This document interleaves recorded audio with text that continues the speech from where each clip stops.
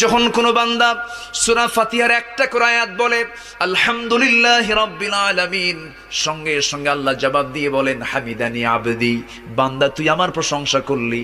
আর রহমানির রহিম যখন বলে আল্লাহ বলেন আসনা আলাইয়া আবদি। মালিক ইয়াউমিদ্দিন যখন বলে আল্লাহ বলেন মাজ্জাদানি আবদি। এরপরে যখন বলে ইয়াকা না'বুদু ওয়া ইয়াকা নাস্তাঈন পর্যন্ত যখন বলে আল্লাহ বলেন বান্দারে তুই আমার কাছে কি চাস, প্রাণ খুলে চারে বান্দা। ইহদিনাস সিরাতাল মুস্তাকিম থেকে শুরু করে নিয়া ওয়ালাদ-দাল্লিন পর্যন্ত যখন বান্দা বলে তখন আল্লাহ বলেন বান্দা নামাজের মধ্যে এমন প্রেমের খেলা খেললি বান্দা, তুই যা চাইলি সব আমি আল্লাহ কবুল করলাম। ওই বান্দা যখন রুকুতে যায় আল্লাহ তখন অস্থির হন।